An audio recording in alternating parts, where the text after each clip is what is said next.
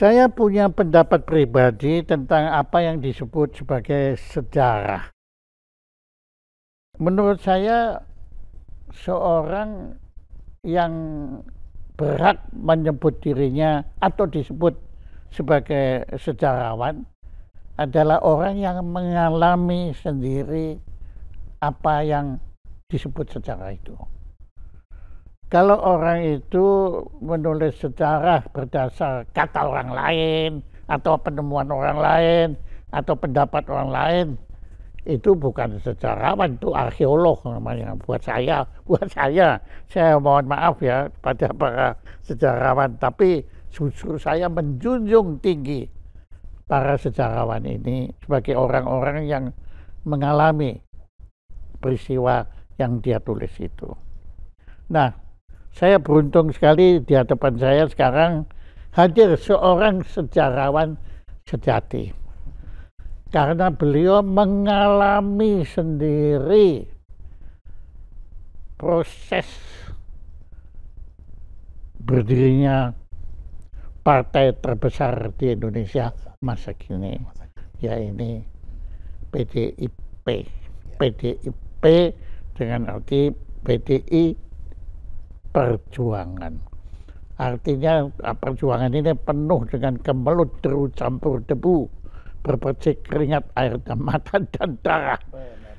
Dan itu dialami oleh Bapak Yosef Umar Hadi. Bapak, monggo waktu dan tempat saya serahkan sepenuhnya kepada Anda untuk berkisah tentang sejarah PDIP. Walaupun Anda nggak pernah menyebut diri sebagai sejarah, tapi Anda cikal bakal atau tapi menurut saya itu sejarah. Ya, apalagi kalau saya nggak salah, buku ini kan ditulis oleh Anda atas permintaan Pak Taufik Kemas untuk menulis sejarah PDIP. Monggo. Silakan Pak.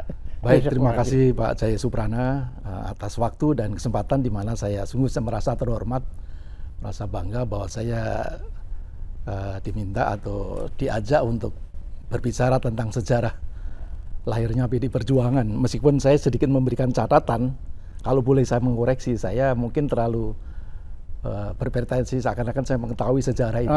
Itu kan Anda rendah hati itu. Ya sudahlah, Anda nurut aja. Ya, ini faktanya saya terus terang saya tidak punya otoritas dan saya tidak mewakili PDI Perjuangan untuk menyampaikan ini. Ya, tapi secara pribadi, secara subjektif,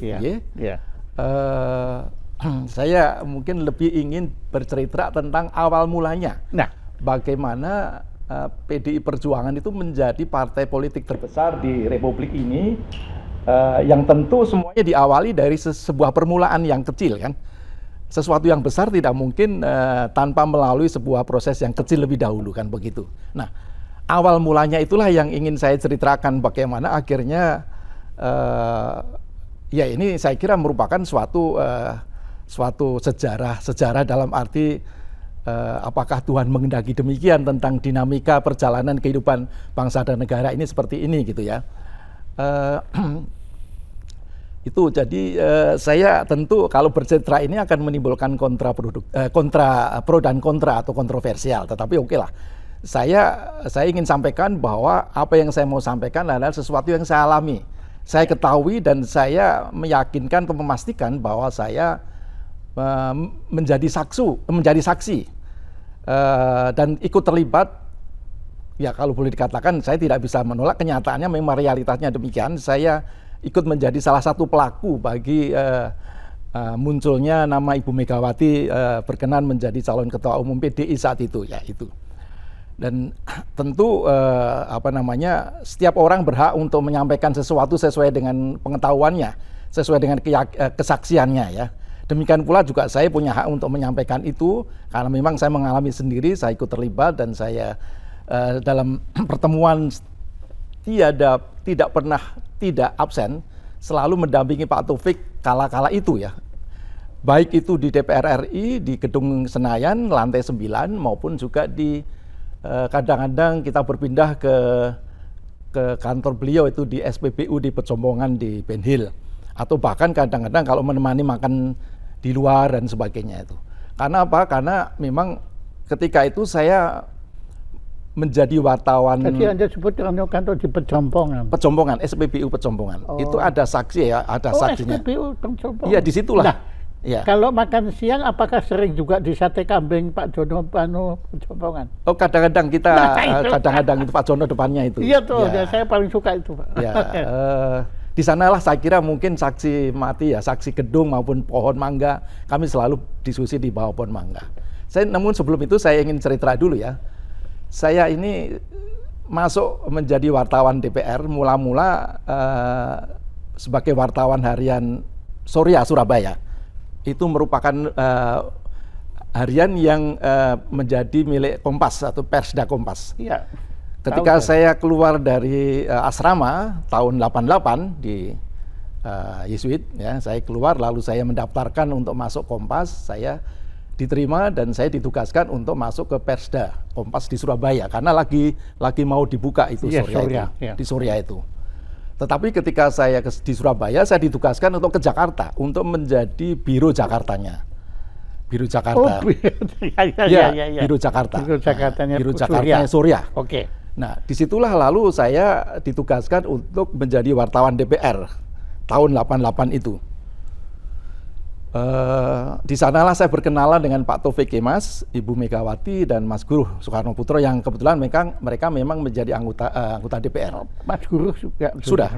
Jadi Pak Taufik itu Komisi 1, Bu Mega Komisi 3, dan Mas Guruh itu Komisi Kebudayaan itu waktu itu mungkin Komisi 9 kalau tidak salah ya itu mungkin lupa ini Mas Guruh ya, bukan Guntur ya, bukan. Bukan. Sebab mereka berdua, Bu Mega, Pak Taufik, dan Mas Guruh itu memang direkrut oleh Pak Suryadi yang tahun 87 itu terpilih atau dipilih oleh pemerintah menjadi Ketua Umum PDI 987 sampai 992. Pak Suryadi yang merekrut Pak Taufik. Menggandeng beliau-beliau ini untuk masuk. Jadi semula hubungan beliau berempat itu bagus. Oh, bagus sekali. Ya, ini saya nggak tahu. Bagus itu. Ya. Dan Pak Suryadi pun juga merasa sangat terbantu dengan kehadiran beliau itu. Dan syukur ya, puji Tuhan bahwa saat itu Bu Mega, Pak Taufik, dan Mas Guruh mau menjadi anggota DPR karena memang dijadikan vote getter. Jadikan vote getter oleh PDI, oleh Suryadi. Suryadi memang cerdas secara politik itu, Bapak kenal Jaya. juga Pak Suryadi? Oh, kenal baik saya. Saya kenal baik ketika saya menjadi anggota DPR. Sekarang ada di mana, Sudah Pak? Almarhum, Pak. Sudah Tahun almarhum. berapa? Saya tidak ingat persis ya tahun. Tapi sebelum PDIP menjadi besar atau gimana? Iya, saya kira setelah PDI menjadi masuk ke parlemen ya di Senayan tahun 99. Tahun 2000-an lah sekitar itulah mungkin. Oke. Wafatnya ya. Iya, oke. Tapi intinya sekali, ketika Bu Mega dan Pak Taufik maupun Mas Guruh itu menjadi vote getter dan akhirnya menjadi anggota DPR, itu kan suara PDI meningkat kan. Pemilu 97 itu 87 sorry. Pemilu 87 itu suara PDI menjadi besar, menjadi 56 kurang lebih. Dari belasan itu menjadi 56 berkat 56 kursi DPR RI. Oh, bukan 56%, tapi bukan 56 kursi. Kalau 56 itu mungkin 11% atau 12% ya. Tapi jumlah itu sudah cukup signifikan saat itu ya. Iya. Saat itu. Nah, di jadi, sanalah boleh dikata sebelum diajak oleh Pak Suryadi, justru Pak Taufik, Mbak Mega, dan Mas Guruh itu sebetulnya nggak terlalu aktif di politik. Beliau ya mungkin saat itu kan barangkali mungkin Pak Bung Karno kan mendapatkan gelar pahlawan tahun 86 ya Pak Jaya ya, sehingga dengan demikian kelihatannya sudah mulai cair lah, dibuka kehidupan politik keluarga Bung Karno itu kan, artinya diizinkan masuk Artinya tidak dilakukan Yang pencekalan mengangkat lah. Pak Harto menjadi pahlawan Indonesia itu zaman Pak Harto ya? Ya, zaman Pak Harto. Zaman Pak Harto. Bung Nah Karno ini tadi sebagai Pak Harto, oke. Jadi ini sekarang kita Suryadi, kemudian Pak Taufik, Mbak Mega dan Mas Guru dan Pak Harto ini mulai 5 orang ini mulai tampil ya, Ya, dalam lakon Anda ini. lakon tadi. Nah, kemudian ya saya berkenalan dengan beliau tahun 88. Jadi sudah berada di DPR beliau ini kan. Sehingga saya banyak berdiskusi dan terus terang ya Pak Taufik itu tidak mempunyai teman. Teman hanya wartawan saja. Ya saat itu ya artinya teman-teman itu tidak ada pengusaha yang berani mendekati keluarga Bung Karno. Tidak ada yang berani. Apalagi mendekati Pak Taufik Kemas. Karena nanti secara ekonomi maupun secara politik posisi mereka akan terpencil oleh Orde Baru saat itu kan, pemerintahan Orde Baru tentunya. Nah, dan di antara para wartawan itulah yang sering dan cukup setia saya mendampingi beliau dalam diskusi-diskusi karena dia memerlukan teman dialog. Nah, memerlukan teman dialog itu baik itu di DPR di lantai 9, saat itu masih di Nusantara 3, dan kadang-kadang kalau siang habis kerja kita diajak sama-sama ke Pecompongan. Nah, di dalam diskusi-diskusi itulah muncul suatu pemikiran, Pak. Karena memang keprihatinan wartawan DPR saat itu, Pak, saya. Karena wartawan politik itu, wartawan DPR itu wartawan politik. Ya. Tidak ada wartawan politik lainnya kecuali di gedung DPR. Ya, peliputan kita sekitar politik, sekitar kegiatan DPR, dan sekitar kegiatan partai politik. Nah, saat itu kami sebagai orang-orang muda yang masih fresh from the oven, artinya baru selesai kuliah, masih memiliki idealisme sebagai wartawan saat itu melihat kondisi di mana kehidupan sistem politik kita ini sistem politik yang monolitik, yang hegemoni dan boleh dikatakan otoriter lah. Oke. Karena memang apa? Karena tidak ada kebebasan berpendapat, kebebasan pers maupun juga kritik itu boleh dikatakan dilarang ya. Karena lawan-lawan politik Pak Harto saat itu betul-betul dihabisin lah. Karena mengkritik pemerintah Orde Baru dianggap sama saja mengkritik Pancasila, anti Pancasila. Jadi masyarakat tidak diperbolehkan menafsirkan Pancasila untuk kepentingan demokrasi itu. Jadi Pancasila penafsir tunggal itu adalah pemerintah, adalah pimpinan elit politik, elit pemerintahan saat itu. Jadi apa? Ketika Soeharto Orde Baru memasuki menggulingkan pemerintah Orde Lama dalam hal ini Soekarno, saat itu kan menganggap bahwa Orde Lama itu menyelewengkan Pancasila. Sehingga pemerintah Orde Baru lebih pada ingin bertekad melaksanakan Pancasila secara murni dan konsekuen. Itu jargonnya pemerintah Orde Baru saat itu. Ya. Sehingga Pancasila tidak boleh ditafsirkan sembarangan orang. Itu hanya lembaga pemerintahan lah yang berhak untuk melakukan penafsiran ya, melakukan penafsiran. Nah, pengaruhnya terhadap wartawan bagaimana? Nah, pengaruhnya demikian. Jadi dengan tampilnya pemerintahan Orde Baru itu sistem politiknya adalah stabilitas politik dalam rangka stabilitas keamanan, kemudian untuk menunjang pembangunan ekonomi. Sehingga dengan demikian segala macam perbedaan kritik terhadap Orde Baru itu ditutup, dilarang. Bahkan kan 9 partai politik yang pada zaman Orde Lama itu kemudian dilakukan penyederhanaan, Pak Jaya. Pada tahun 1973 itu hanya ada 2 partai politik yaitu PDI dan P3. Di mana partai-partai yang berbasiskan Islam seperti PERTI, kemudian PSII, NU itu disatukan dalam partai P3. Nah, kemudian PDI Perjuangan merupakan fusi dari partai yang berbasis nasional kayak PNI, kemudian IPKI, Ikatan Pendukung Kemerdekaan Indonesia, Partai Musyawarah Rakyat Banyak, Murba, Partai Kristen dan Partai Katolik. Jadi berfusilah itu menjadi PDI. Jadi hanya 2. Nah, kemudian diterapkan juga dalam sistem politik Orde Baru itu namanya masa mengambang, floating mass, floating mass, ya. Floating mass, masa pengambang. Dan masa pengambang itu partai politik tidak boleh membuat kepengurusan berada di level kecamatan. Jadi desa-desa itu nggak boleh masuk partai politik. Nah, kemudian pemerintah mendirikan yang namanya Sekber Golkar. Sekber Golkar, sekretariat bersama golongan raya, tapi itu bukan partai politik. Nah, Golkar inilah dimaksudkan untuk mewadahi aspirasi masyarakat-masyarakat yang mengambang tadi, yang level desa tadi, untuk diwadahi di dalam Golkar itu.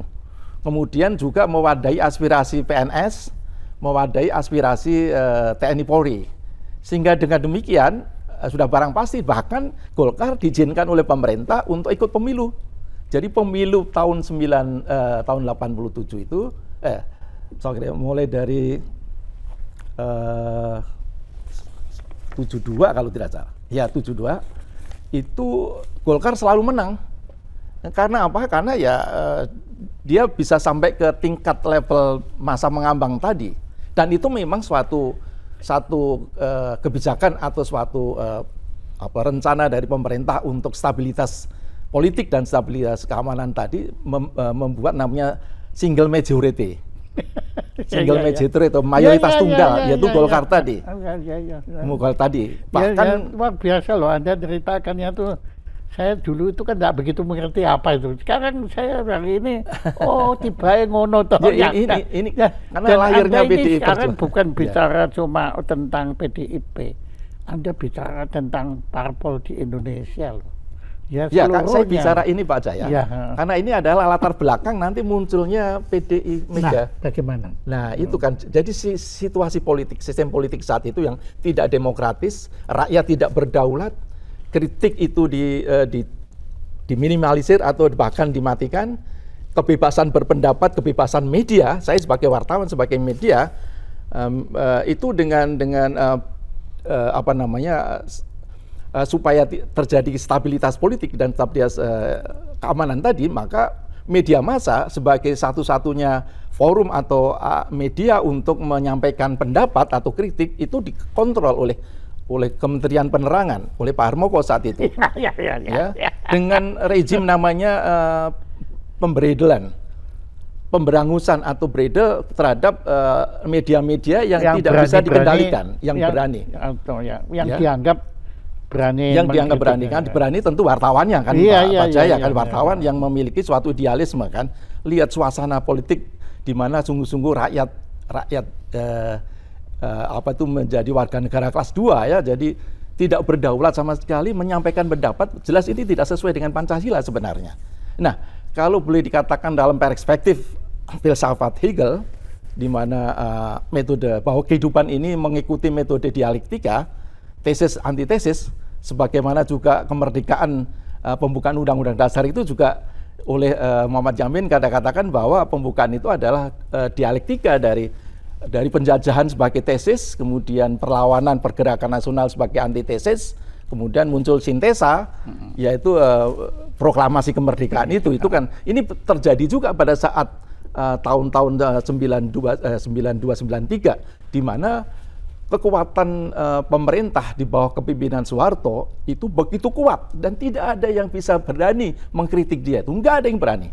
Bahkan itu peristiwa Malari tahun 74 dan petisi 50, kelompok-kelompok 50, bahkan di situ ada Pak Ugeng, ada Pak M. Patwa, ada Nasution, ada Krisiner Kaitemo, ada tokoh-tokoh besar lah. Itu bahkan itu pada hanya mempertanyakan tentang pidato Pak Harto soal penafsiran Pancasila itu, lalu mengadu pada DPR, dijawab oleh Pak Harto, dan sebenarnya itu kritik sebenarnya juga, tapi ya itu langsung ditindas dan dihabisi juga oleh kelompok oleh Orde Baru tadi. Sehingga kami wartawan politik yang di DPR itu sungguh-sungguh merasa prihatin dengan situasi politik saat itu yang tidak demokratis ini, ya. Nah, kemudian dalam bincang-bincang, itu Pak Harto sebagai pemimpin konsentrasi kekuasaan kan ada beliau sebagai kepala pemerintahan menguasai birokrat, ya dari atas sampai bawah. Kemudian beliau adalah ketua Dewan Pembina Golkar, dan beliau adalah panglima tertinggi ABRI, sehingga semua dikuasai semua oleh. Dan semua lembaga negara, termasuk DPR, maka terkenal DPR sebagai tukang stempel, apalagi diperkuat dengan sistem pemilu berdasarkan konstitusi di mana presiden dipilih oleh Majelis Permusyawaratan Rakyat. Ya. Jadi setiap 5 tahun itu MPR selalu tunduk memilih beliau untuk menjadi presiden, sehingga tidak ada muncul saingan lain kecuali calon tunggal semua ya. Calon tunggal ya, sampai 97 itu nanti calon tunggal tersebut. Nah, suasana demikian inilah yang akhirnya akan terjadi kalau pemerintahan yang lama itu cenderung korup ya, cenderung kerap ya. Artinya kan muncul konsentrasi ekonomi yang dipegang kelompok-kelompok kroni cendana itu menikmati sekali tentang sistem politik ini. Apa namanya? Ya, mendapatkan keuntungan, dan sistem politik ini tidak ada yang berani itu melakukan kritik itu. Nah, suasana seperti inilah yang membuat para wartawan unit DPR itu berpikir ini bagaimana kita bisa mengalahkan atau yang merubah situasi ini menjadi lebih demokratis lagi. Nah, kemudian inilah yang saya ingin awal dari cikal bakal Bu Mega itu, ketika Kongres keempat PDI di Medan tahun 93 pada bulan Juni, 93 tahun bulan Juni, itu pemerintah menetapkan Kongres PDI akan digelar di Medan. Tapi saat itu Suryadi pemerintah sudah marah dengan Suryadi itu. Karena apa? Suryadi ini orangnya pintar, pandai memang, dan berpidato juga sangat lihai, dan cerdas, politisi yang cerdas lah sebenarnya. Kenapa kok pemerintah nggak suka sama PDI? Ya, pertama Suryadi itu bisa mengambil hati rakyat, terutama dengan situasi-situasi kebebasan berpendapat dan sebagainya. Jadi dianggap berbahaya terhadap ya. Jadi pemerintah. Yang paling membuat presiden marah saat itu adalah meminta perubahan undang-undang dasar supaya presiden hanya dipilih 2 kali saja. Itu yang maunya Suryadi. Ya, itu untuk untuk menarik hati rakyat tadi. Jadi Suryadi itu usul Suryadi. Itu justru Suryadi. Suryadi yang mengusulkan. Tambah lagi dia selalu mengkritik. Jadi Taufik Kemas sama itu nggak ada. Nah, Suryadi. Pak Taufik itu hanya bisa bicara dari hati ke hati, tidak berani bicara kepada media. Jadi hanya bicara dialog seperti ini. Tapi kalau statement di media nggak ada berani. Karena apa? Karena memang hati-hati sekali dalam hal ini. Jadi ya itu akhirnya ya saya ingin ceritakan 87 Suryadi terpilih menjadi ketua umum PDI itu sebenarnya yang memilih Soepardjo Rustam sebagai Menteri Dalam Negeri. Loh, Pak Parjo berperan di sini. Yang memilih Suryadi itu karena apa? Karena Kongres ketiga di Taman Mini tahun 86 itu tidak berhasil menentukan ketua umum. Jadi akhirnya diambil alih oleh pemerintah. Kemudian karena apa? Karena warga PDI itu menyerahkan pada pemerintah untuk menentukan. Jadi yang menentukan waktu itu yang milih malah Pak Parjo. Iya, jadi Mendagri saat itu. Iya, Pak Parjo kan. Pak Parjo. Iya, itu padahal Pak Parjo kan seharusnya tahu bahwa Suryadi ini belum ketahuan, Pak. Itu masih anak baik. Dianggap anak baik.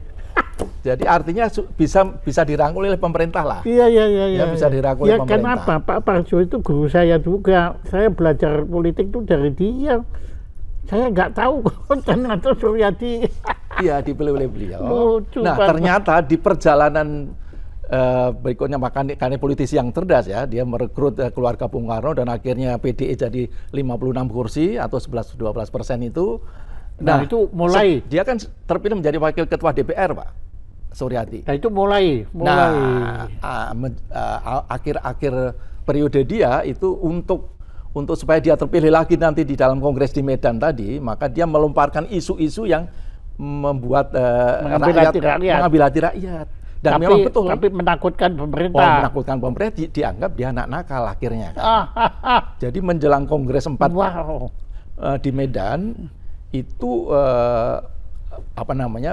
pemerintahan saat itu Orde Baru mencap bahwa Suryadi ini anak nakal harus dihabisin. Harus dihabisin, yaitu karena tadi mengkritik Cendana, tata niaga cengkeh, tata niaga jeruk, pokoknya bisnisnya Cendana itu disentuh oleh dia. Disentuh. Kemudian termasuk juga pemilu presiden itu langsung dan hanya 2 kali saja menjadi presiden itu. Wah, itu kan membuat pemimpin tertinggi kan marah itu kan, melalui atau ya sekelilingnya beliau. Sekeliling beliau itu ya terus terang ya. Karena Suryadi namanya sudah baik di kalangan internal PDI, di kalangan rakyat ya sudah mengambil hati kan. Tapi kan pemerintah ingin menjatuhkan dia. Caranya bagaimana? Kan tidak akan secara kasar menjatuhkan dia. Maka dalam tanda petik ini ada selentingan bahwa direkayasa untuk menjatuhkan nama Suryadi dengan mengkriminalkan dia supaya nama dia jatuh. Mengkriminalkan itu orang-orangnya dia disuruh oleh dia untuk menculik 2 orang, menculik direkayasa demikian lah, sehingga kemudian dia diadili kan. Lalu di dalam berita politik kan bahwa menculik 2 orang itu siapa? Itu dulu adalah Agung Imam Sumanto dan Edi Suparman. Kenapa? Nah itulah saya terus terang saya juga tidak tahu persis, tapi informasi atau selentingan politik saat itu bahwa ini dimaksudkan untuk menjatuhkan nama Suryadi, pembunuhan karakter bahwa jangan pilih karena statement ini bahaya orang menculik. Statement dari saat itu dari ABRI, jangan pilih orang yang kriminal untuk Kongres Medan PDI nanti kan gitu. Makanya dikriminalkan. Itu yang terjadi. Pinter banget ya. Ya itulah saat itu memang. Dan Anda ikuti semua itu Ya saya di DPR Pak. Saya ikutin terus. Saya ikutin. Jadi menarik ini kita semua sudah dalam hati tahu lah ini adalah suatu permainan kan begitu kan. Betul. Kongres 4 di Medan tahun 93 bulan Juni itu Kongres dibuka oleh wakil presiden kalau tidak salah atau presiden ya. Itu sidang paripurna pertama, pemandangan umum, aklamasi Suryadi dipilih menjadi ketua umum lagi dalam Kongres Medan tadi. Nah, ini situasi ini dimanfaatkan oleh musuh-musuh politik Suryadi. Ada kelompok 17 yang dipimpin oleh Marsusi dan Yusuf Meruk dengan komandannya Yakob Nuawea.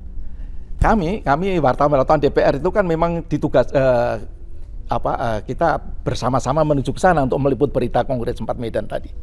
Jadi ketika Kongres 4 kan ada beberapa muncul nama calon ya.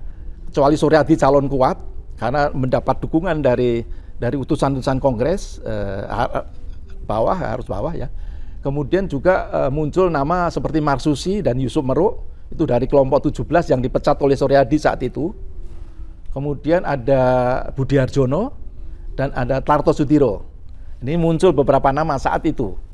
Tetapi calon-calon ini praktis tidak memiliki dukungan kuat dari arus bawah dari rakyat PDI.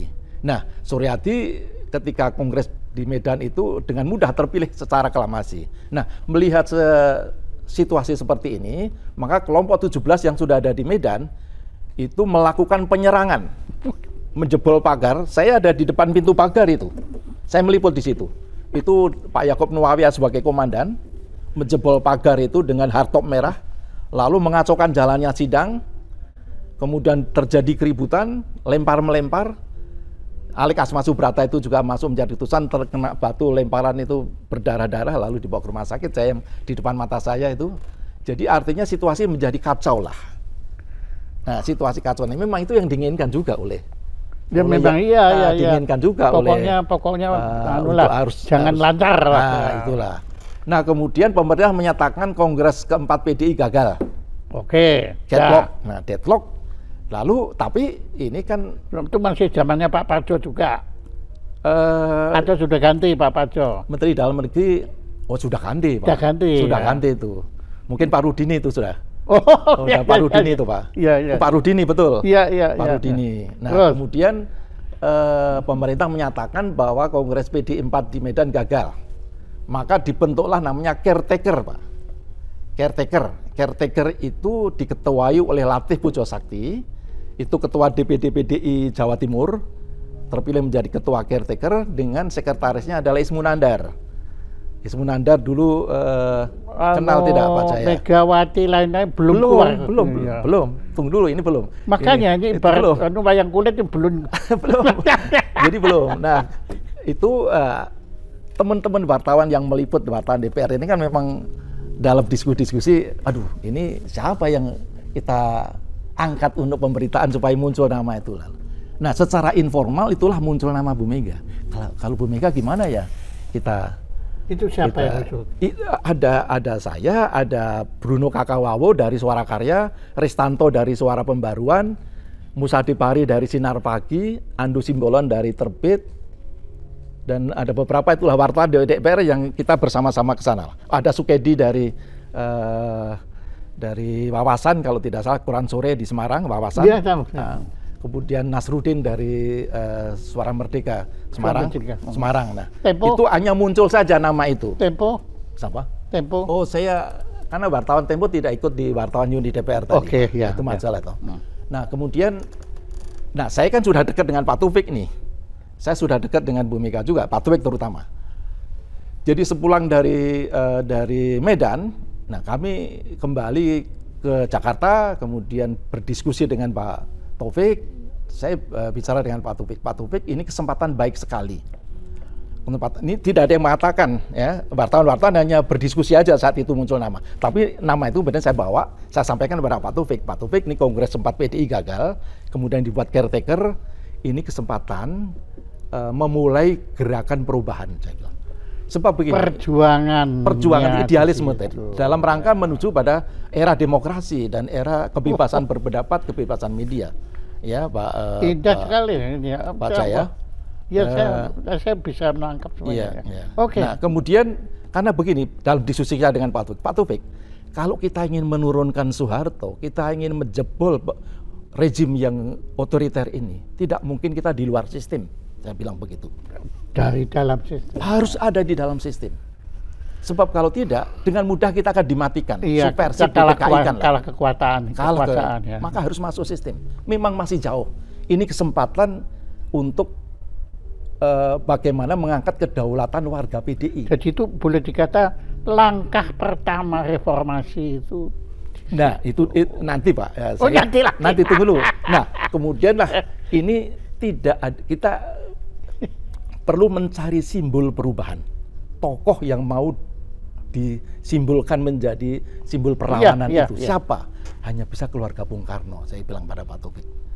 Dan Pak Taufik, kami minta tolong dengan sangat menyampaikan kepada ibu, pada istri Anda, yang namanya belum Soekarno Putri ya, dia masih mengatakan, dia masih memakai nama Megawati Taufik Kemas ya, karena istrinya Taufik Kemas, tanda tangan pun masih demikian ya. Akhirnya Pak Taufik menyampaikan itu keinginan. Jadi waktu Anda menyampaikan kepada Pak Taufik, beliau setuju. Ya, akan saya sampaikan nanti. Akan disampaikan. Akhirnya beliau datang lagi. Aduh, susah sekali saya merayu. Ibu nggak mau. Ibu tidak mau dan tidak pernah berpikir untuk maju sebagai ketua umum kan. Jadi ini ide-ide yang kami lontarkan ketika diskusi di bawah pohon mangga di Pejompongan itu, di SPBU Pejompongan tadi. Nah, namanya wartawan tidak kurang akal, Pak. Kita harus pemburu berita ini kan harus terus memunculkan berita loh. Kami tidak kurang akal. Kemudian kami wartawan-wartawan yang tergabung di situ, saya dari Surya, saya belum masuk Kompas, saya baru diterima di Kompas atau ditarik Kompas tahun 9495. Resmi saya menjadi wartawan Kompas. Nah, saya kemudian Suparlan, mungkin pernah dengar nama Suparlan, Noah Torong dari Harian Merdeka, Jakarta. Kemudian Pelita itu saudara Rahadi Sakarya yang ikut bersama-sama saya itu menerbitkan buku ini. Iya. Itu berpikir demikian. Barangkali ada langkah berikutnya yang nanti Bu Mega mau bersedia menjadi calon. Kami membuat petisi ini. Petisi kita tulis mengingat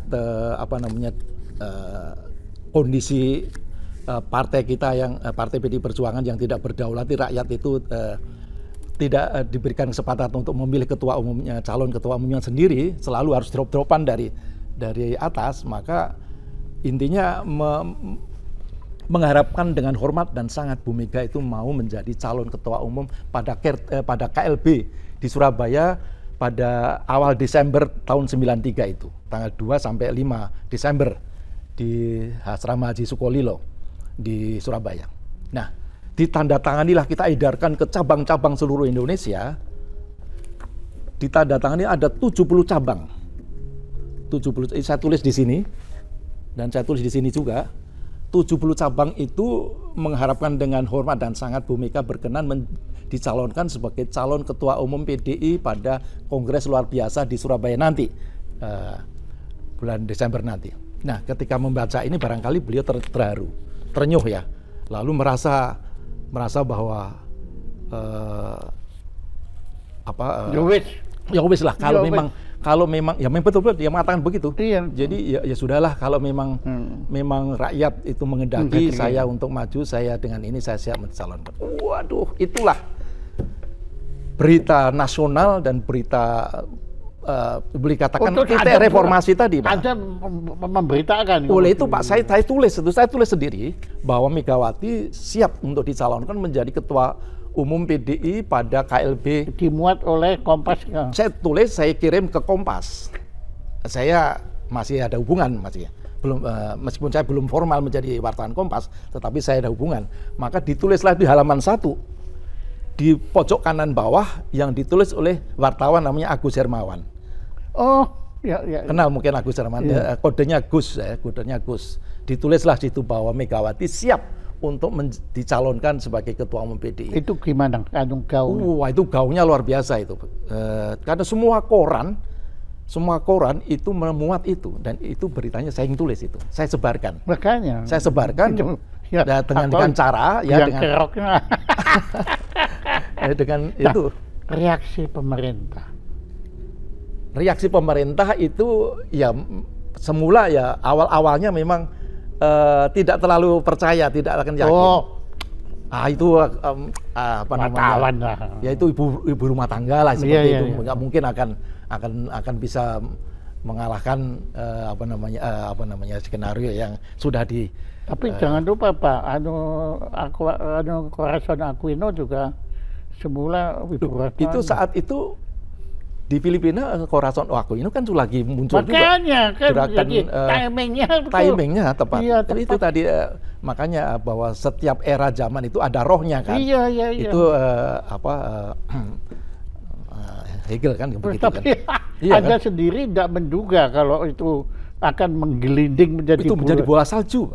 Nah. Menjadi bola salju itu tadi bahwa kalau rakyat menghendaki dan menginginkan saya mau maju sebagai itu, saya siap jadi ini sudah mengikuti Vox Populi, Vox Dei.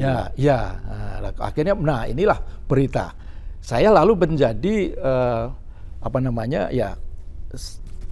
idealisme saya sebagai wartawan saat itu yang melihat kondisi politik yang demikian tadi, dan ada tokoh perlawanan yang barangkali kita harapkan nanti bisa terpilih menjadi ketua umum PDI, itu akan menjadi bola salju menggelinding dan menuju ke perubahan.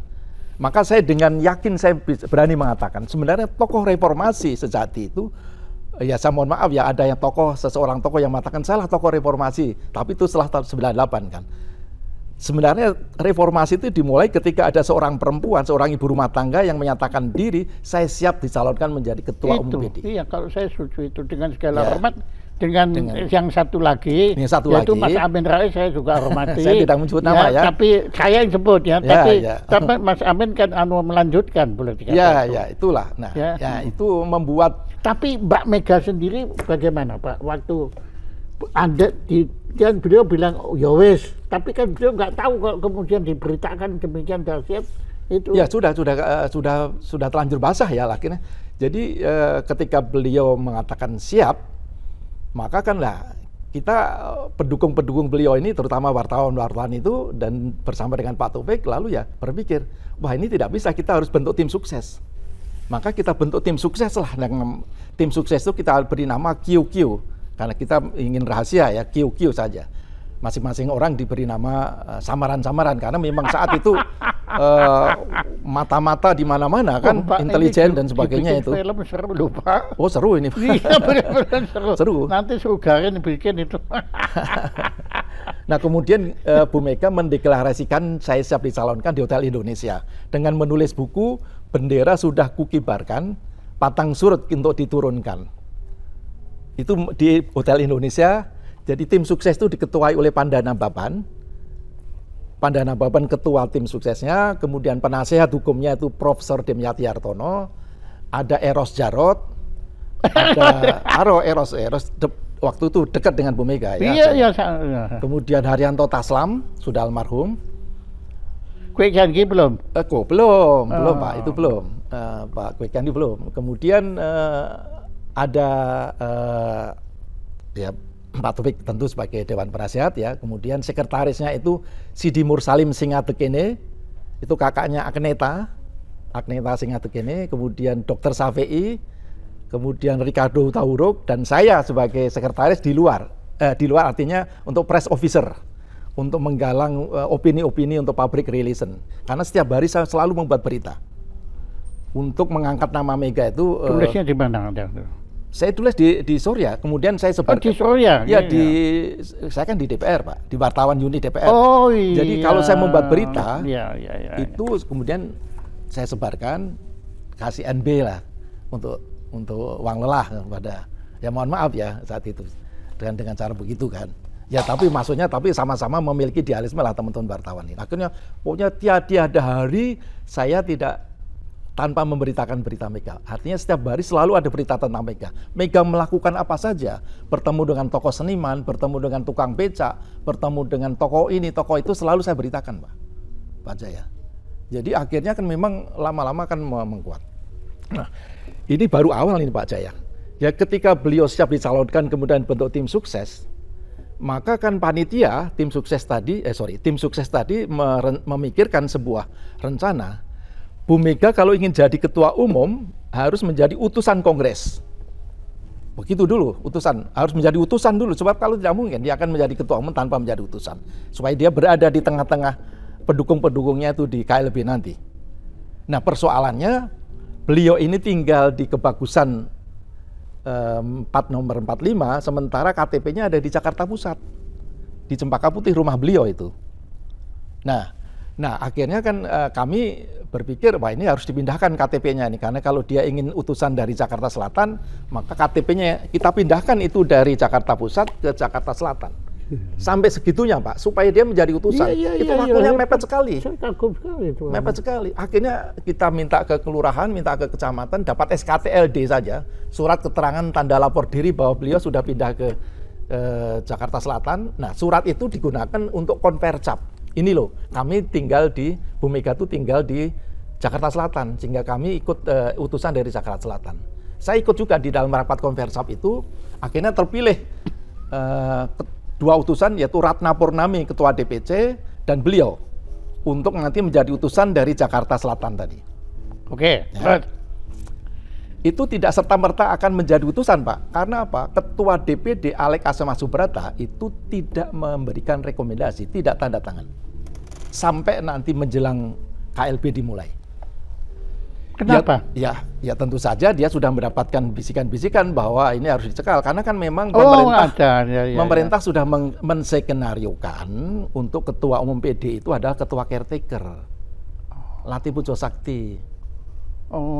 Jadi skenario-nya ke sana. Kalau ini nanti dibiarkan Mega, ini kan akan membesarkan anak macan kan begitu. Orang-orang di sekitarnya. Iya. Orang-orang di sekitarnya, sehingga kita gagal untuk mengangkat lagi. Karena kan Pak Harto kalau terpilih menjadi presiden, ada calon lain kan dia nggak mau. Dia harus calon tunggal Pak, tidak mau. Nah inilah pikiran-pikiran dari orang-orang sekitarnya ya.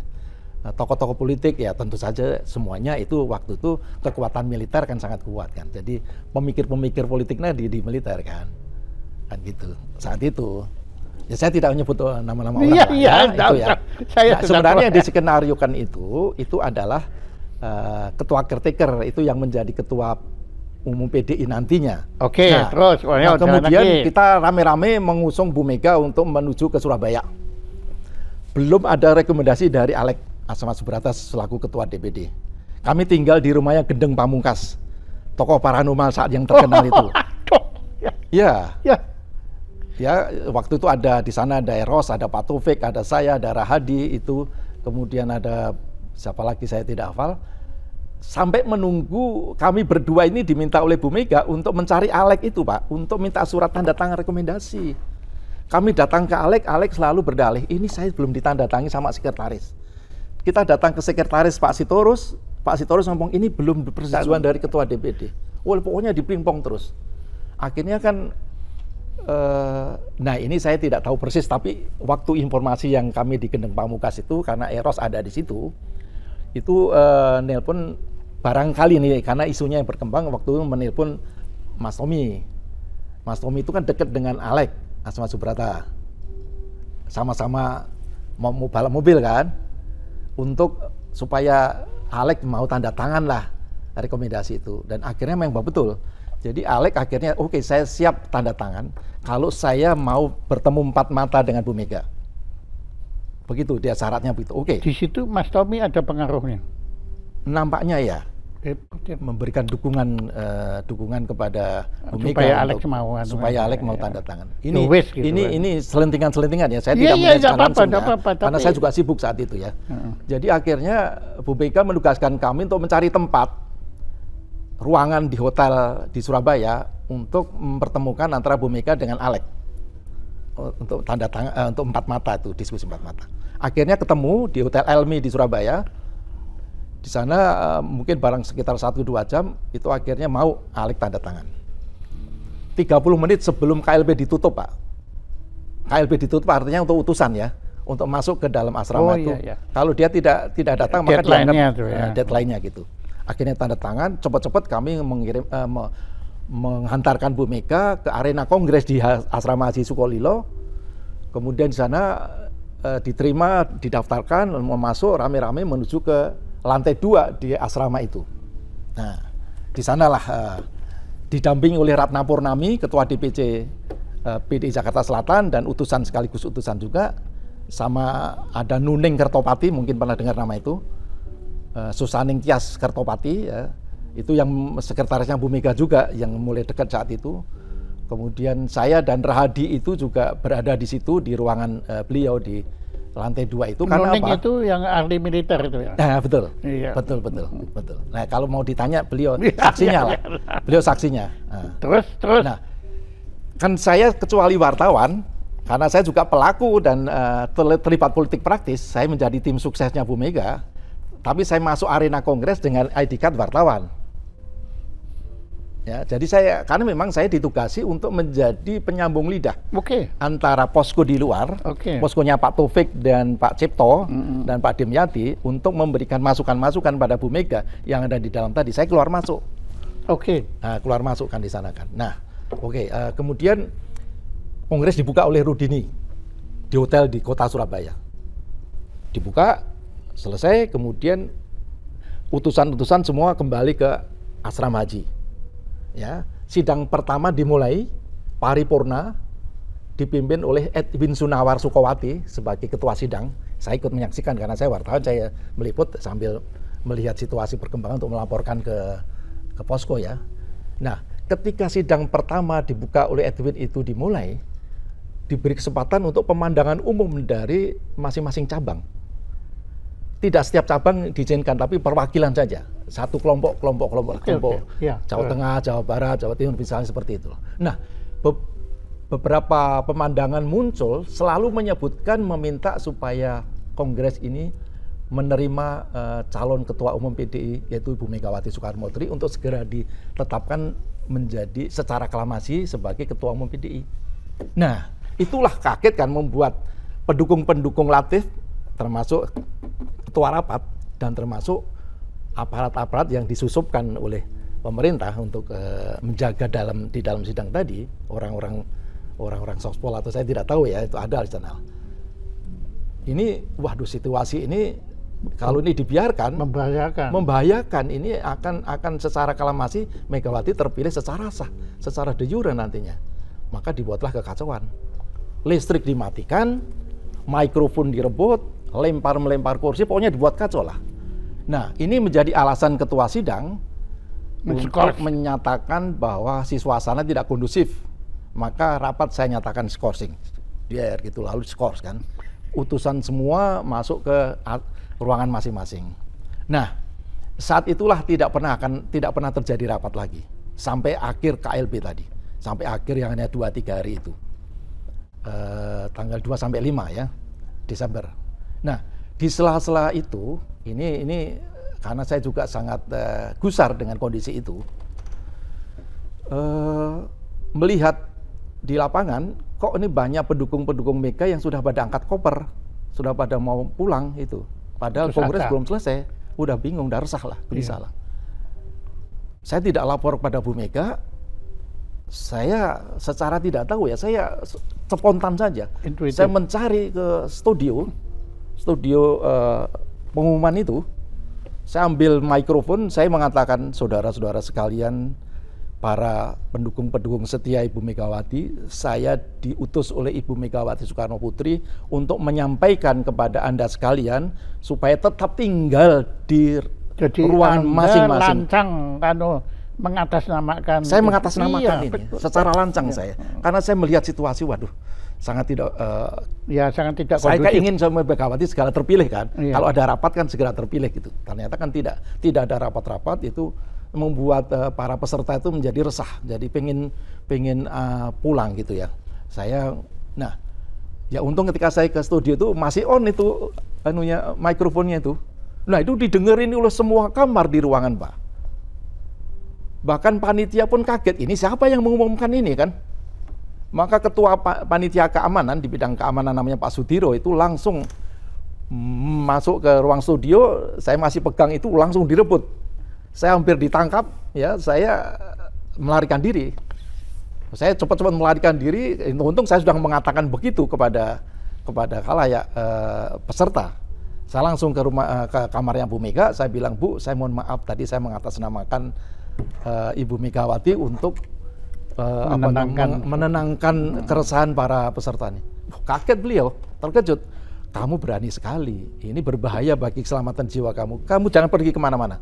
Kamu sekarang sembunyi di kolong tempat tidur saya. Jadi saya disuruh. Iya, jadi begitu selesai itu saya lapor itu, lalu saya tidak boleh keluar kemana-mana. Ini berbahaya untuk kamu. Saat itu kan sangat kuat, Pak. Pemerintahan sangat kuat. Orang bisa hilang. Orang bisa hilang begitu saja, dilempar ke tengah laut sudah nggak ada ceritanya. Tidak ada urusannya. Jadi handphone saya matikan, saya disuruh sembunyi di kolong tempat tidur Bu Mega, artinya di ruang sebelah. Saya tidak boleh keluar sampai kongres selesai. Sehingga kemudian teman saya Rahadi inilah yang wartawan pelita yang menjadi penyambung lidah antara Bu Mega dengan posko di luar tadi. Nah, kemudian menjelang penutupan KLB itu Pak Bimantoro selaku Kapolresta Kota Surabaya itu masuk ke dalam sambil membawa mobil itu lalu mengumumkan, saya minta para utusan kongres segera siap-siap karena izin pelaksanaan kongres segera akan berakhir. Nah, melihat situasi itu tentu teman saya Pak Hadi untuk meminta nasihat gimana nih sebaiknya Bu Mega harus seperti apa gitu. Nah, lalu karena saya tidak berani keluar, saya ada di dalam. Jadi Bu Mega meminta pada Pak Rahadi ini untuk mengumpulkan semua utusan itu untuk berkumpul di satu halaman di mana Ibu ada di atas, kemudian Ibu turun di situ memakai toa itu meminta saudara-saudara para pendukung saya yang saya cintai dan saya banggakan, ini kongres akan segera berakhir. Saya minta supaya Anda tidak melakukan keributan, pulanglah dengan tenang, dengan gusar, dan pokoknya jangan membuat keributan. Lalu dengan ini saya menyatakan saya de facto ketua umum PDI. Nah, tidak ada wartawan kecuali kami dengan Rahadi kan, saya dengan Rahadi. Nah, itu wartawan kan dicekal, Pak. Jadi ketika melihat ternyata wartawan itu mendukung Mega, kan kami dicekal. Tidak boleh meliput itu. Dan waktu beliau bilang begitu, Anda beritakan. Beritakan. Makanya Itu saya sebagai wartawan Surya, saya kirimkan ke harian Surya. Surya itu melejit baru pertama kali itu dari 10.000 menjadi 100 atau 200.000 oplahnya itu. Dan kemudian juga kan saya sebarkan juga ke koran-koran lainnya kan. Semua koran itu menulis judulnya Megawati de facto Ketua Umum PDI. Wah. Kan begitu. Ya, kayak saja. Ya. Nah, wah, keren. tapi Gila tetap ya. saja. Jadi beliau memproklamirkan dirinya, Memproklamirkan diri, Kak. mendeklarasikan Ya. dirinya. Ya. Berani kali dia. Oh berani ya, itulah makanya itu ya mungkin kekuatan dari atas ya, untuk mengatakan begitu ya. LPDI Perjuangan itu. Nah, belum sampai ke perjuangan. Belum sampai. Ini masih PDI. Nanti perjuangannya setelah Kuda Tuli, Pak, ini masih panjang ceritanya ini. Nanti ketika peristiwa Kuda Tuli 96 itulah. Jadi, nah pulanglah kami dari Surabaya. Pokoknya pemerintah menganggap Kongres KLB gagal. Belum terpilih sebagai ketua, tetapi berita yang lain semua media menyatakan Megawati de facto ketua umum. Nah, kemudian pemerintah menetapkan Kongres harus dilanjutkan dengan Munas di Kemang akhir Desember, itu awal Desember ya. KLB-nya awal Desember, kemudian Kongres yang gagal ini dilanjutkan di Munas di Kemang, di Hotel Kemang. Nah, Pak Hendro Priyono ditugasi oleh Panglima untuk mengamankan jalannya Munas itu. Nah, pemerintah menganggap bahwa ya itu hanya pernyataan ketua umum PDI de facto itu nggak dianggap lah. Itu nggak dianggap lah, kosong lah itulah. Ya. Pokoknya anggap pemerintah belum menetapkan PDI belum berhasil memilih ketua umum. Oke, terus. Ya? Nah, terus kemudian waktu itu Pangdamnya DKI itu adalah Pak Hendro Priyono. Pak Hendro Priyono ditugasi oleh Pak Faisal Tanjung selaku Panglima untuk mengamankan Munas tadi. Nah, mengamankan itu mensukseskan sidang Munas tadi. Nah, Munas itu dihadiri oleh Ketua DPD seluruh Indonesia. Oke. Ya, Ketua DPD. Kalau KLB itu Kongres itu utusan cabang-cabang, kalau ini ketua-ketua DPD ya. Nah, Pak Rudini diganti dengan Pak Yogi Mehmet. Oh, iya. Nah, kemudian dengan Dirjen Sospolnya Pak Sutoyo NK atau Pak Gendon Mulyono gitu, saya tidak ingat persis saat itu ya. Dan itu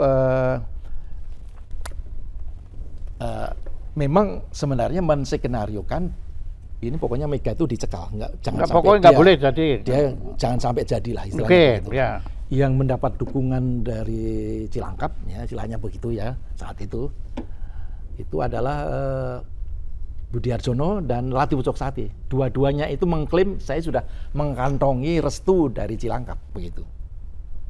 Untuk Munas itu. Ya memang kalau tidak ada perlawanan dari Bu Mega, saya kira di antara dua itulah pasti akan terpilih ya. Tetapi kan kenyataannya lain. Nah, ini ketika saya wawancara dengan Pak Hendro di Plaza Senayan, di Senayan CT, karena saya menulis buku ini, saya wawancara beliau. Saya mau tanya Pak Hendro, bagaimana akhirnya Bu Mega bisa terpilih di Munas itu? Nah, dia cerita kepadanya, Pak Yosep, terus terang saja ya, saya ingin mengatakan bahwa sebenarnya saya ini simpati dengan keluarga Bung Karno. Ya. Saya sudah berteman dengan Guntur. Kemudian saya dulu sering diajak bapak saya untuk melihat wayang kulit di sana. Dan ketika Bung Karno itu berpidato untuk mengundang para pemuda untuk membebaskan Irian Barat, saya mendaftar diri menjadi tentara. Jadi kekaguman saya pada Bung Karno itu sudah lama dan itu tidak diragukan. Saya ini menganggap sebenarnya Kongres PDI di Surabaya itu sudah selesai. Sebenarnya de facto Mega itu memang sudah terpilih menjadi ketua. Tapi kan itu dalam hati saya ya. Iya, tapi kan dia dapat perintah untuk memblokir. Nah, tidak tahu bahwa ternyata hatinya Pak Hendro itu berada di Mega. Iya. Itu tidak diketahui oleh pimpinannya ya. Cilangkap. Ya, kemudian juga termasuk.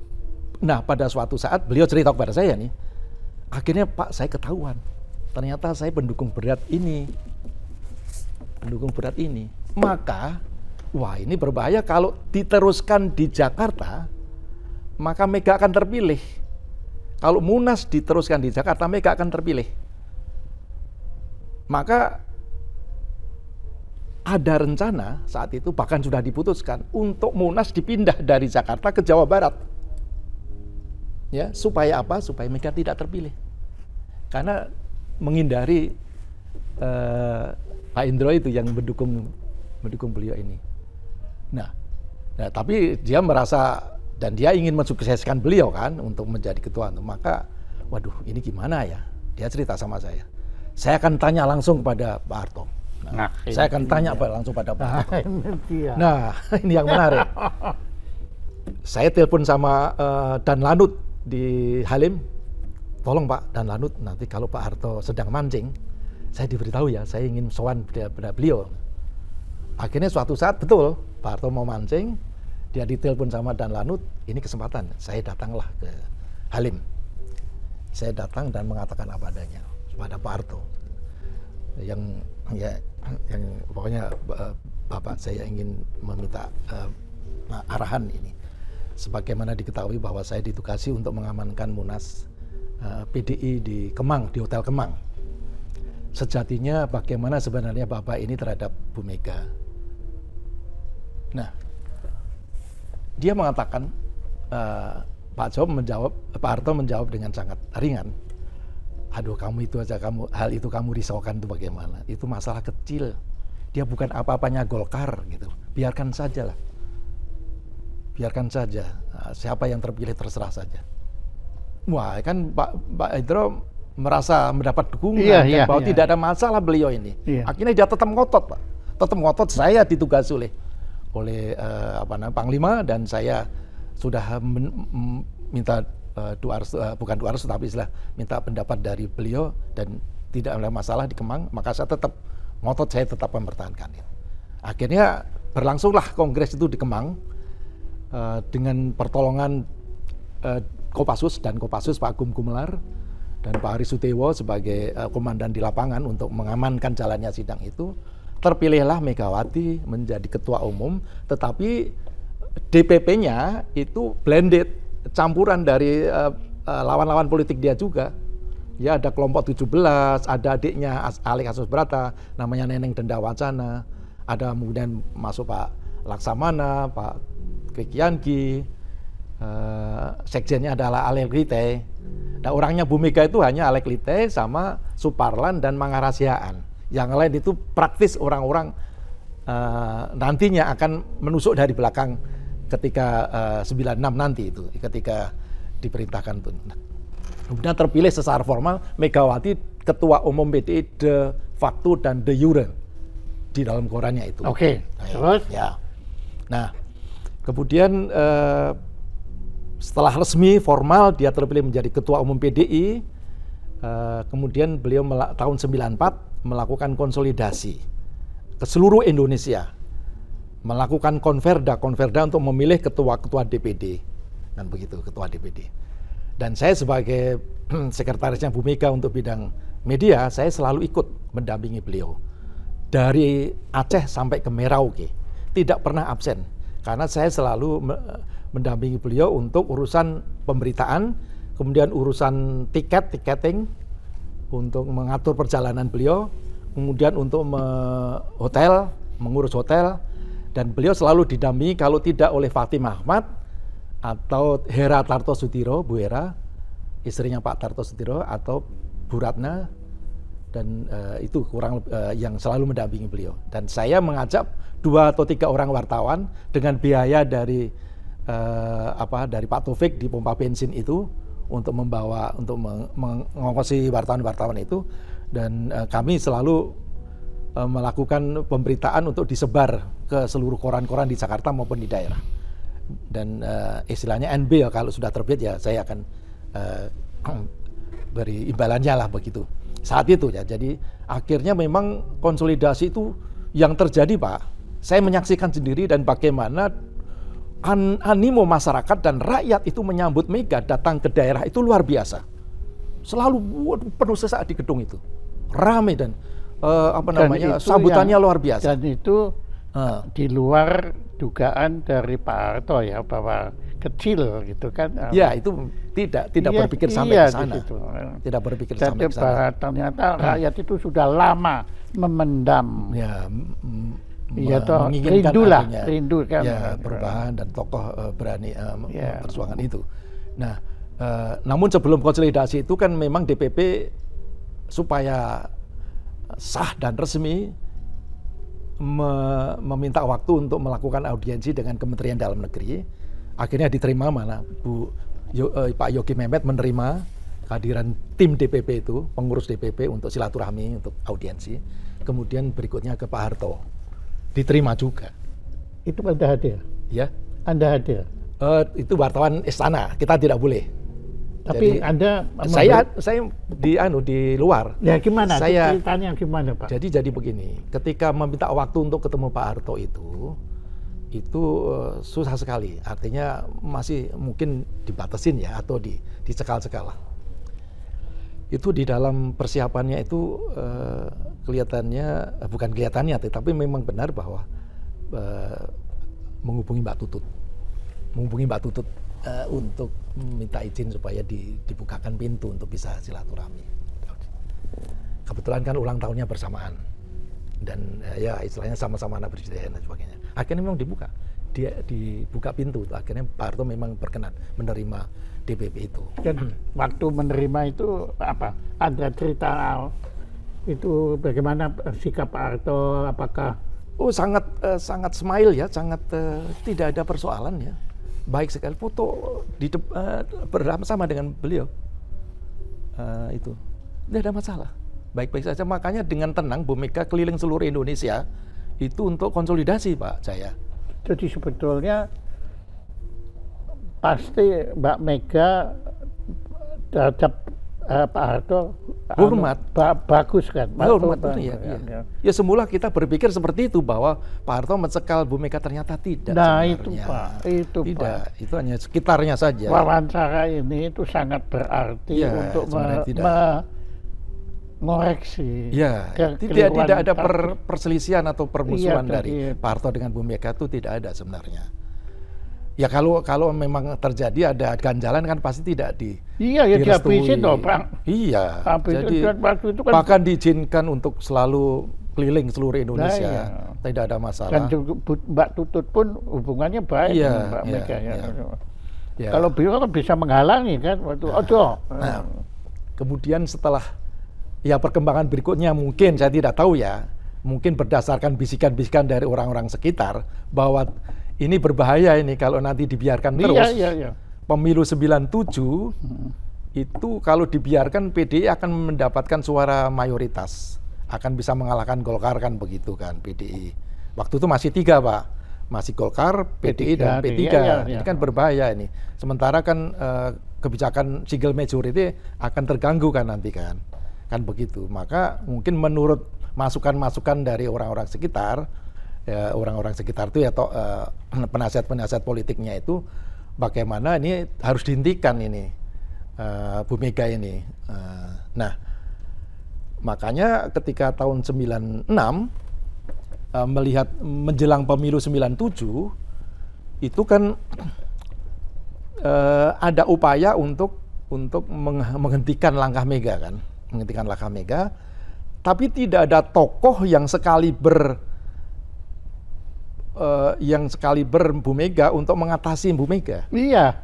Ya, saya diceritain sendiri sama Bu Fatimah Ahmad, itu tokoh yang dihormati oleh PDI itu, Singapodium bahkan dia katakan demikian.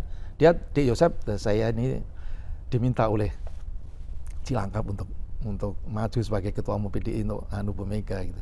Tapi saya tidak sampai hati karena saya sudah tidur sekamar dengan dia. Saya akhirnya menolak saya untuk diminta untuk menjatuhkan Bu Mega kan gitu, maksudnya menurunkan Bu Mega gitu.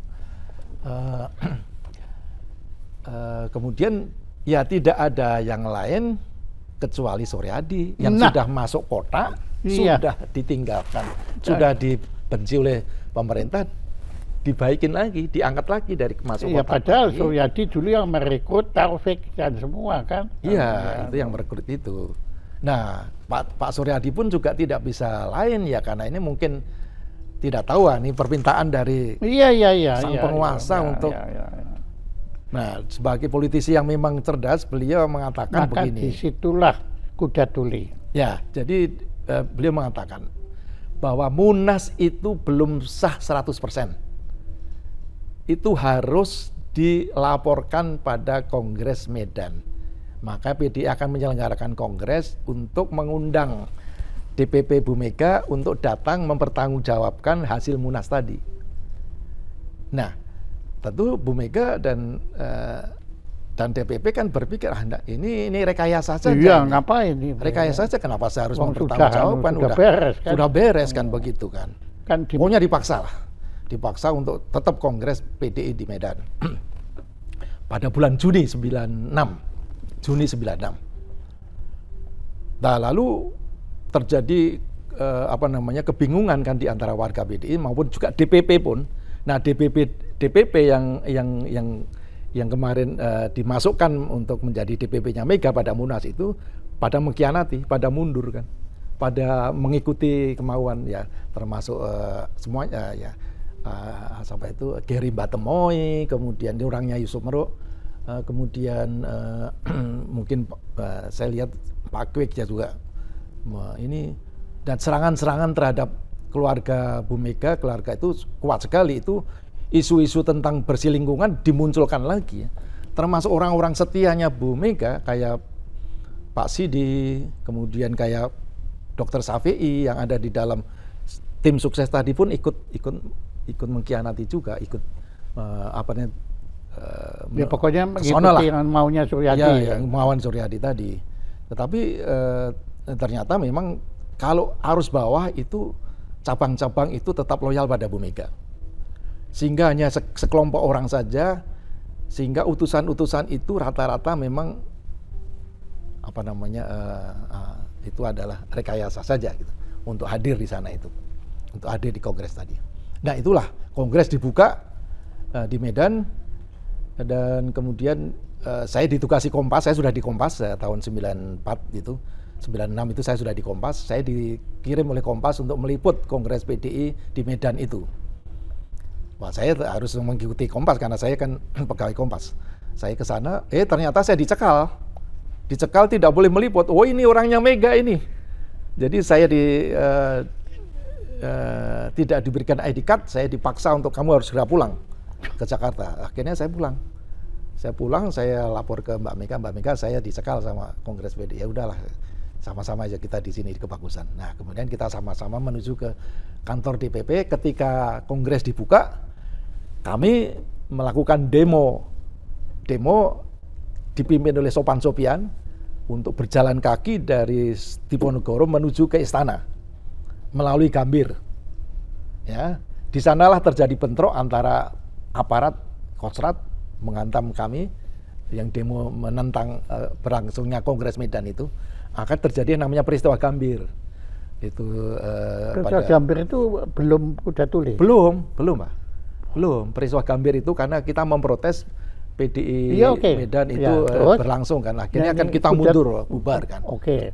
Bubar. Kuda tulinya kapan ini? Nah, kuda tulinya kemudian ketika terpilih di sana Suryadi sebagai ketua umum dan pemerintah mengakui keabsahan PDI Suryadi, ya.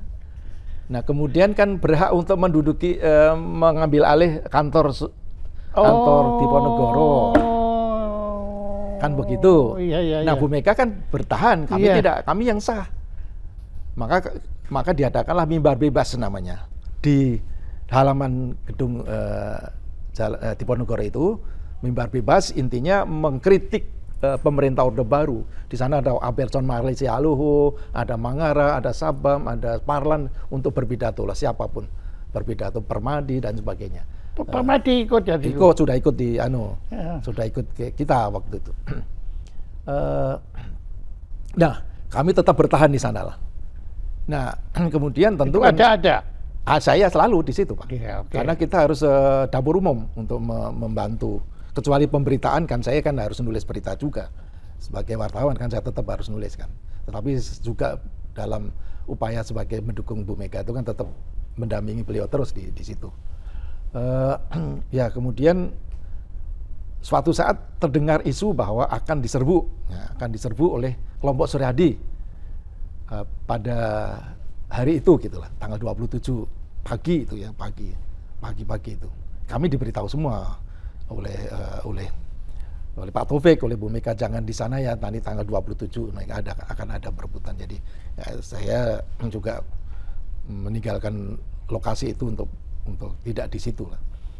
Betul memang kemudian warga PDI Suryadi yang dipimpin oleh sekjennya itu Butu Tapea ya, itu menyerbu kantor DPP secara fisik merebut lah pagi-pagi itu pakai ya, senjata pendungan,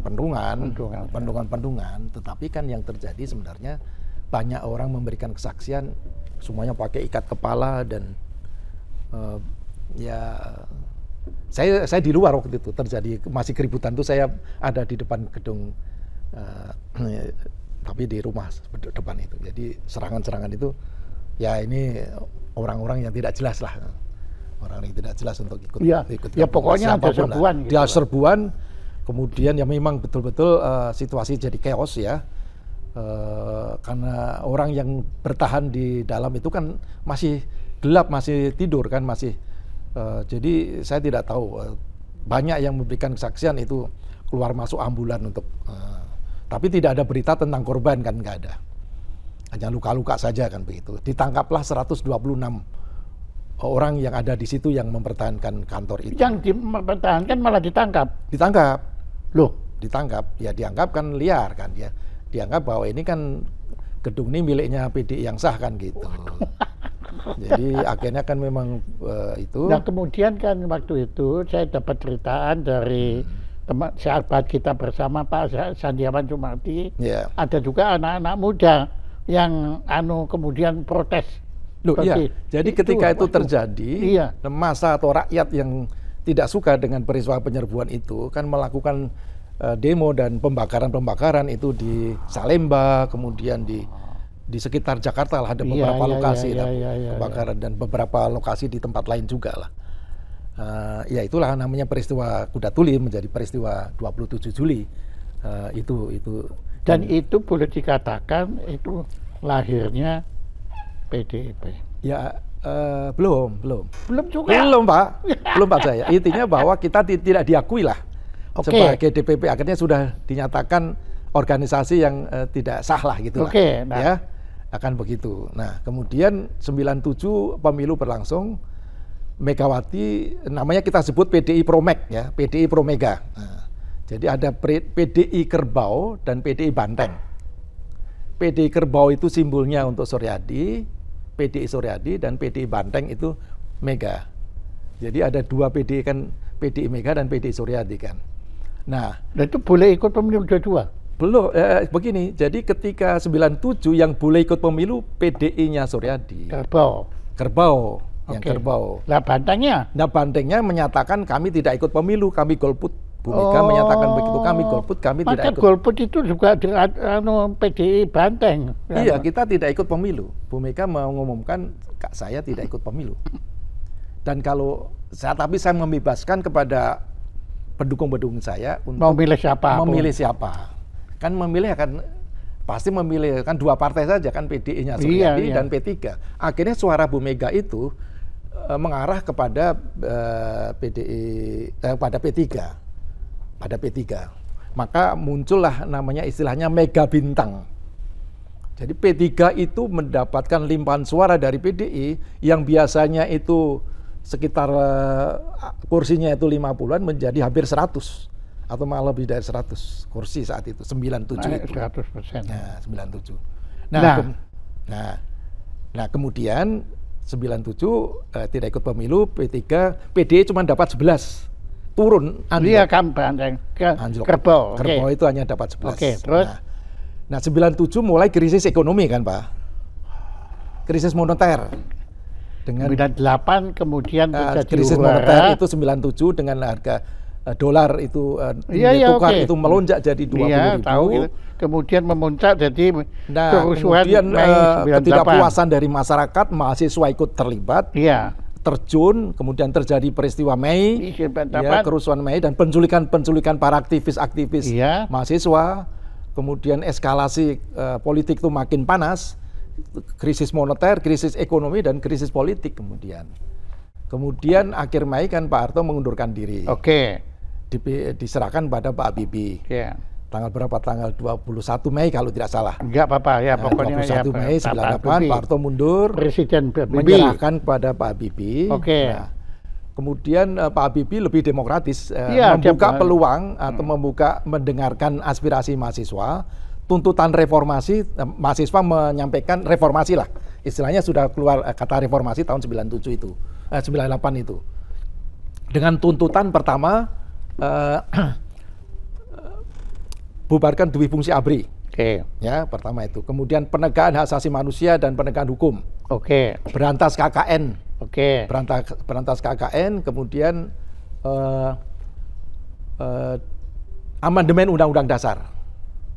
Oke. Amandemen itu tuntutan reformasi. Oke. Amandemen Undang-Undang Dasar, terutama pasal karet tentang pasal 6A itu yang memilih presiden dipilih oleh MPR tadi. Oke. Kedaulatan rakyat. Itu yang Oke. ditekanin ke demokrasi lah, demokrasi, kebebasan pers dan hak asasi manusia. Itulah tuntutan reformasi dan meminta pemilu ulang. Pak Habibie mengizinkan bahwa pemilu akan diulang tahun 99. Tahun 99 mau diulang pemilunya. Jadi DPR itu terpilih hanya 2 tahun saja. DPR kemudian dibuka partai-partai baru. Maka muncullah beberapa 40 partai atau berapa itu kan. Kemudian Ya. Lahirlah. Nah, kemudian PDI Promek melihat peluang ini untuk ikut pemilu 99, sementara PDI secara notarial dan menurut Kementerian Hukum dan HAM itu, Kementerian Hukum saat itu yang sah adalah PDI Suryadi, maka kita tidak menggunakan PDI itu, tetapi kita harus ganti nama. Ganti nama. Nah, nama perjuangan itu, Pak, itu muncul di kalangan dalam diskusi di Kebagusan itu di antara Pak Taufik dengan almarhum Roy Bebianis, ya, kemudian juga ada Noviantika Nasution dan Bu Mega sendiri. Ya, istilahnya kita ini masih terus berjuang, Ibu. Nah, jadi saya kira lebih baik kita ganti nama dan namanya PDI Perjuangan kan gitu. Itu muncul di Kebagusan. Kemudian oleh tokoh-tokoh tadi yang saya sebutkan tadi. Kemudian akhir 98 itu PDI Promega itu mengadakan kongres di Bali. Di Padanggalah itu Bu Mega mengumpulkan massa ribuan itu, satu alun-alun itu Bali merah total itu. Merah total. Di sanalah diumumkan bahwa PDI akan ikut pemilu 99 dan kita akan berganti nama. Akan mengusulkan nama baru gitu. 14 Februari tahun 99 dideklarasikan PDI berubah nama menjadi PDI Perjuangan di Stadion Utama Senayan. Itu juga didatangi oleh masa-masa dari berbagai kota. Merah itu di situ.